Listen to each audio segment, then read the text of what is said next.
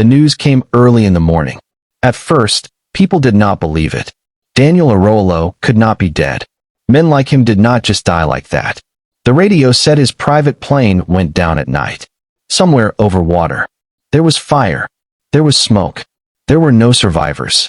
By noon, it was everywhere. On phones. On television. On the lips of people in markets and offices. Daniel Arolo was dead. He was not just rich. He was very rich. He owned banks, land, hotels, and factories. People said he could buy a small town if he wanted to. Some loved him. Some feared him. Most people only knew his name. His house became quiet that day. Too quiet. Cars began to arrive.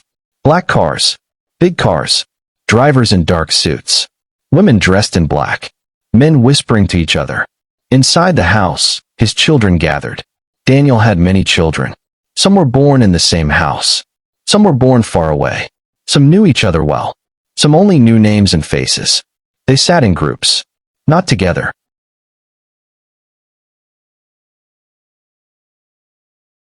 Not as family. Some cried loudly. Some cried softly. Some did not cry at all. One son paced the room, walking back and forth. A daughter sat stiff, her face hard, eyes dry.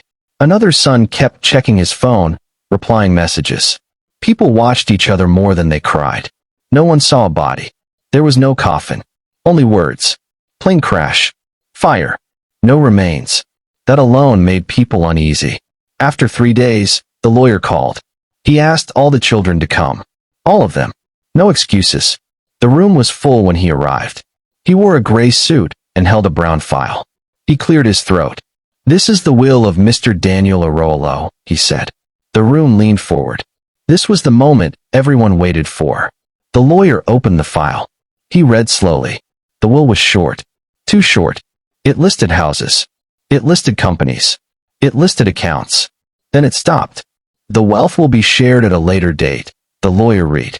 "There will be no sharing at this time." The room exploded. "What does that mean?" someone shouted. "When?" another asked. "Why?" The lawyer raised his hand. "There is no date," he said. "There is no reason given." Silence fell again. Then anger followed. Some children stood up. Some cursed. Some accused others of hiding things. "This makes no sense," one daughter said. "He would never do this." Another laughed bitterly. "He always liked control," he said. The meeting ended badly. No hugs. No comfort. Only questions. Outside, the world moved on. Markets opened. Cars drove. People lived. But inside that family, something had broken. Phones began to ring nonstop. Friends. Lawyers. Business partners. Some children rushed to secure what they could. They went to banks. They went to offices. Others stayed back, confused. One son sat alone in a corner. He did not speak much. His name was Tund. He listened. He watched. He remembered his father differently. Not as the man on the news, but as the man who once sat quietly and watched him read. The man who asked simple questions. The man who did not shout. When the meeting ended, Tund did not rush out. He stayed behind. He walked into Daniel's old office. The chair was empty. The desk was clean. The room smelled like old books. Tund sat down slowly. He did not cry loudly. His eyes filled, but he wiped them. "I hope you are at peace," he whispered. Far away, in a small town, a man sat alone in a small house. He turned off the radio.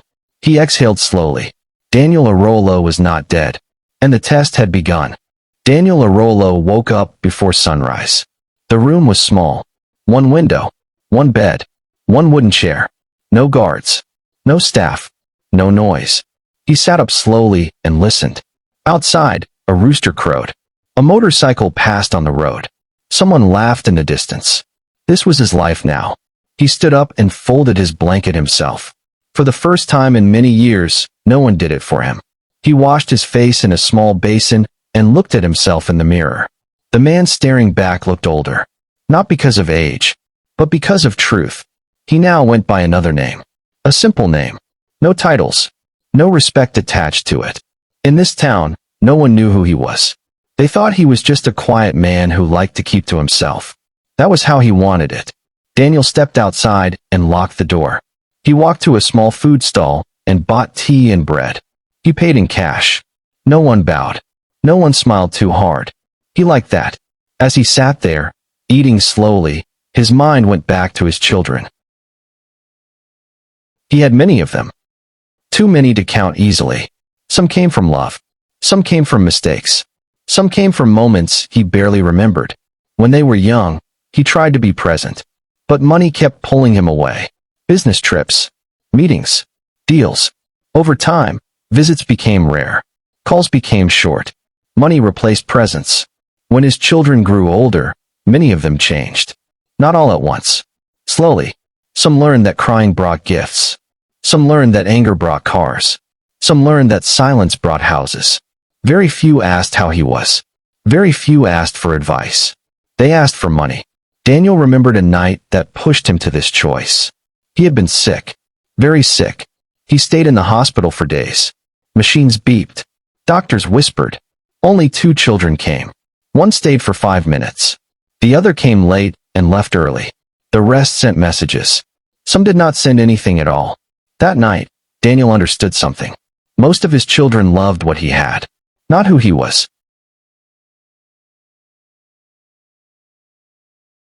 That truth hurt more than his illness. When he recovered, he began to plan, not with anger, with calm. He asked himself one question: if I am gone, who will still act right? He did not want to leave his life's work in the wrong hands. He had seen what money could do to people.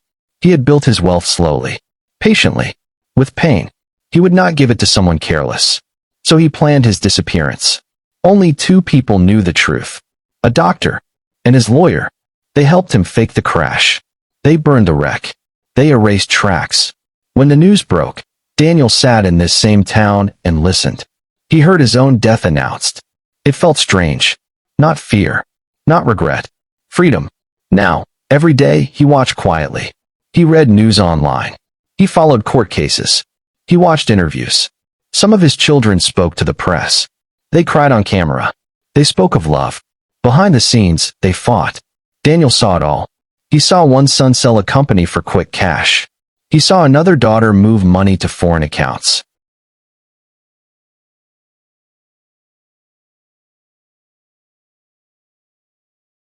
He saw lies pile on lies. At night, Daniel sat alone and thought. This is why I left, he said softly. But there were moments of doubt. Late nights. Quiet mornings. He missed being called father. He missed simple talks. Then he remembered the hospital room. The empty chairs. And he stayed strong. In the town, people liked him. Not because he was rich, but because he was kind. He helped an old man fix his roof. He gave food to a sick woman. He never told stories about his past. No one suspected anything. At night, Daniel wrote in a notebook. Names. Actions. Choices. He was not judging. He was observing. Because death had taken his name. But life had given him truth. And he was ready to see it through. Time moved differently for Daniel now. Days were slow. Nights were quiet. No meetings. No calls at odd hours. Yet his mind stayed busy. Every morning, after his tea, Daniel sat with his old phone. It was not a smartphone. It could only make calls and send messages. He liked it that way. He also had a small laptop. That was where he watched. News sites. Court records. Business reports. He followed his children without letting them know. Some changed fast. One son, Connell, sold 2 houses within 6 months. He said he needed freedom. Daniel knew the truth. He wanted quick money. Another daughter, Saad, went to court. She claimed she was the first child. She wanted more than others. They all said the same thing in public. We loved our father. But behind doors, love did not show. Daniel wrote things down. Not in anger. Not in joy. Just facts. Sold company early. Fought siblings. Lied in court. Sometimes, Daniel paused and stared at the screen. He asked himself where he went wrong. He did not blame them fully. He knew he had failed in some ways too. Money had raised them as much as he had. Then there was Tund. Tund did not appear in the news. No interviews. No court case. Daniel had to search deeper. Tund lived in a modest town. He taught children in a public school. His life was simple. After the news of Daniel's death, Tun took 3 days off work. Not to travel, not to meet lawyers. He stayed home. Daniel watched a small video clip online. Someone had recorded it without knowing its value. Tun sat alone in Daniel's old office. No camera faces. No words. Just silence. Daniel replayed the clip many times. He stayed, Daniel whispered. Weeks passed. Other children called the lawyer daily. They asked for updates. They demanded meetings. Tun did not call. Months later, Daniel made his first move. He sent help. Not directly. He created chances. A job offer here. A loan approval there. Some children took the help and asked for more.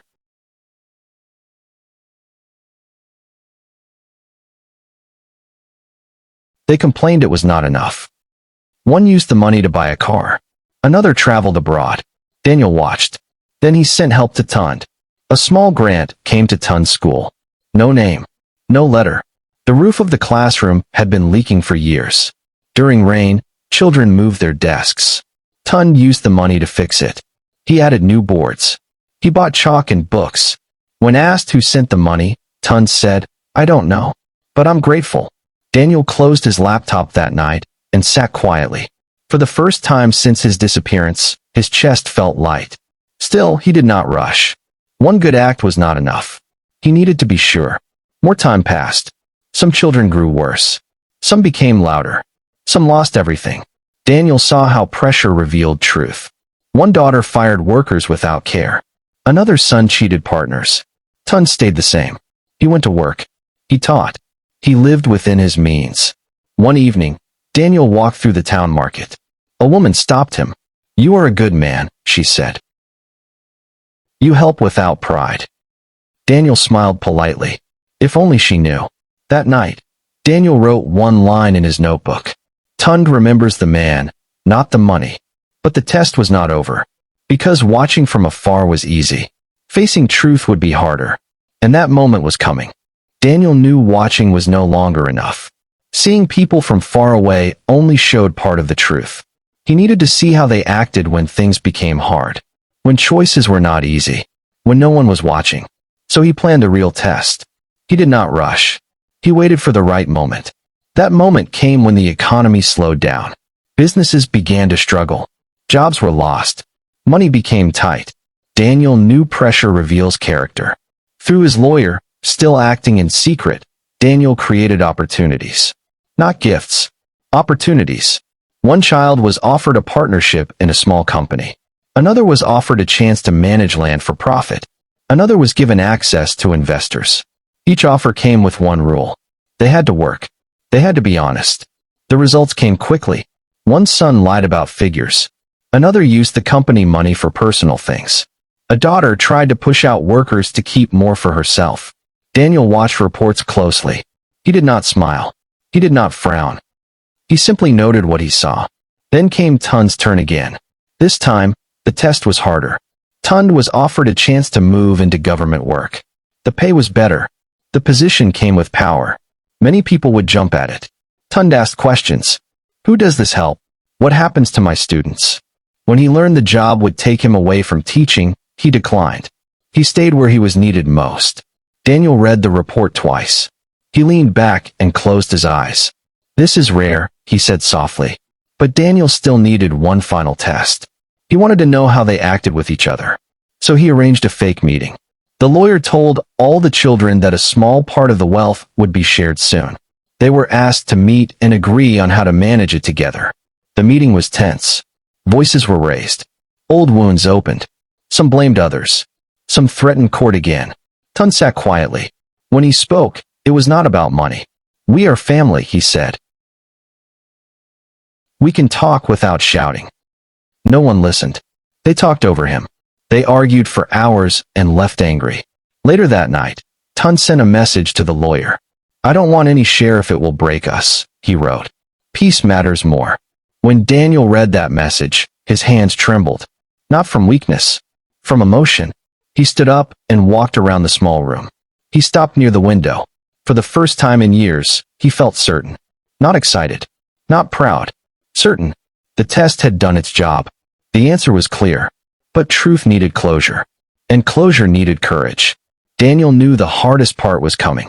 Coming back. Facing anger. Facing betrayal. Facing questions. But he was ready. Because wealth without wisdom was dangerous. And he finally knew who could carry both. Daniel waited 1 full year after the final test. Not because he was unsure, but because he wanted calm. He wanted time to pass. Time to cool anger. Time to settle noise. Then he made the call. The lawyer contacted all the children. He said there would be a final meeting. He said it was important. He said everyone must attend. No details. That alone caused panic. Some children thought money was finally coming. Others feared bad news. They all came. The same house. The same large room. But the feeling was different. There was tension in the air. Thick. Heavy. The lawyer stood at the front again. He looked older now. He cleared his throat. "Please sit," he said. People obeyed. Then the door behind him opened. A man walked in slowly. Simple clothes. No guards. No drama. For a second, no one understood. Then someone screamed. Another stood up. A chair fell. "It's not possible," a daughter whispered. Daniel Arroyo stood before them. Alive. Calm. He raised his hand slightly. "Sit down," he said. His voice was steady. Some children cried. Some shouted. Some cursed. "You let us suffer. You played with us. You embarrassed us." Daniel waited. When the noise faded, he spoke. "I needed to disappear," he said. "I needed to see you without my shadow." The room went quiet. He looked around. Faces he knew well. Faces that felt distant. "I did not leave to hurt you," he continued. "I left to understand." He told them everything. The illness. The hospital. The empty chairs. No shouting this time. Only silence. "I asked myself one question," Daniel said. "Who will act right when I am gone?" Some people looked down. Some crossed their arms. Then Daniel's eyes found Tund. Tund had not spoken. He sat still. "You," Daniel said softly. "You remembered me as a father." Tund looked up, surprised. "You did not chase money," Daniel continued. "You did not fight. You did not lie." The room stirred. One son stood up angrily. "So what? We are being judged." Daniel shook his head. "No," he said. "You revealed yourselves." The lawyer stepped forward. "It is time," he said. Everyone held their breath. Daniel took a deep breath. "This is not about punishment," he said. "It is about trust." He paused. The moment stretched. And then he spoke the name. Tund. The sound landed heavy. Some gasped. Some laughed in disbelief. "Tund will receive the larger part of my wealth," Daniel said. Voices exploded again. But Daniel raised his hand. "Enough," he said. "I am alive. This is my choice." Tund stood slowly. His hands shook.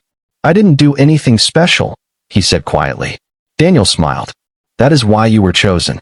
The room did not calm down right away. Some children argued. Some cried. Some walked out and came back in. Tund stood there, unsure of what to do with his hands. He did not feel proud. He felt heavy. Daniel waited until everyone settled. Then he spoke again. "I am not leaving you with nothing," he said. "But I am not leaving you with excess." The lawyer began to read. Each child would receive a fair amount. Enough for a home. Enough for comfort. Enough to start again if they chose to. But the control of the main companies, the banks, and the foundations would go to Tund. Not as a king. As a steward. Some children laughed bitterly. Others shook their heads. Daniel did not argue. He turned to Tund. "You will make mistakes," Daniel said. "That is normal. But you will listen. You will think. And you will care." Tund swallowed hard. "I will try," he said. That was enough. The meeting ended without hugs. But it ended with clarity. Over time, the noise faded. Some children cut contact. Some stayed close. Life moved on. Daniel did not return to the big house. He did not take back his old life. He stayed in his small town. He visited Tund sometimes. Not as a boss. As a father. They sat and talked. About work. About people. About life. Tund asked questions. Daniel answered honestly. The companies did not collapse. They grew slowly. Carefully. People noticed the change. Workers were treated better. Schools were supported. Hospitals improved. Not because of speeches, but because of choices. One evening, Daniel sat alone on his bed. The same small room. He felt tired. but at peace. He had not chosen the strongest. He had not chosen the loudest. He had chosen the right one. Daniel closed his eyes. For the first time in many years, he slept without fear. Because his wealth was safe. But more than that, his legacy was.